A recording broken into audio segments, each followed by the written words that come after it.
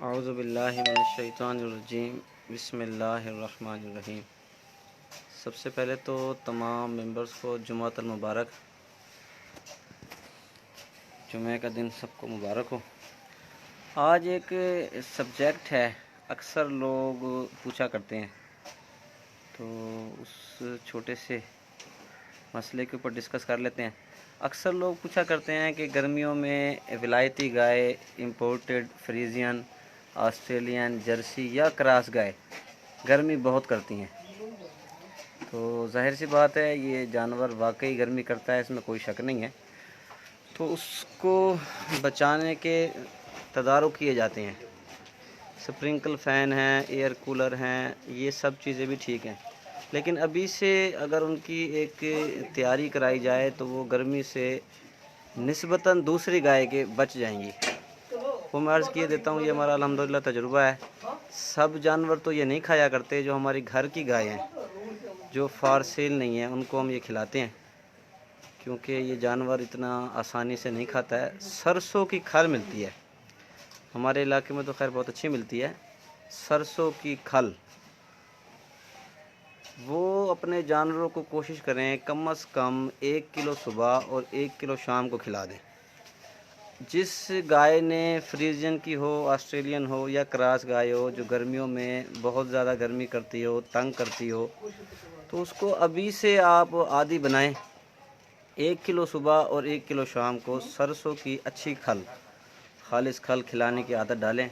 इंशाअल्लाह वल अज़ीज़ जो भी गाय क्रॉस हो या इम्पोर्टेड हो, ये 3 महीने मार्च, अप्रैल, मई, जून जिसने ये खा ली, तो इंशाअल्लाह जुलाई, अगस्त, सितंबर में जो गाय बेकाबू हो जाया करती हैं, ज़बानें निकालती हैं, हाँफती हैं, वो निस्बतन बहुत कम गर्मी करेंगी। वैसे तो सब चीज़ें ही करनी है हमने, उनको वेंटिलेशन अच्छी देनी है, उनको एयर कूलर में भी रखना है, उनको स्प्रिंकल फ़ैन भी लगाना है। जितनी भी ज़्यादा उसकी हम देखभाल करेंगे, इंशाअल्लाह वल अज़ीज़ उसकी मिल्क प्रोडक्शन उतनी ही बेहतर होगी। लेकिन ये अभी से अगर आप शुरू कर लें, 2-3 महीने, 4 महीने सरसों की खल खिला दें, तो इंशाअल्लाह वल अज़ीज़ जानवर निस्बतन बहुत कम गर्मी करेगा।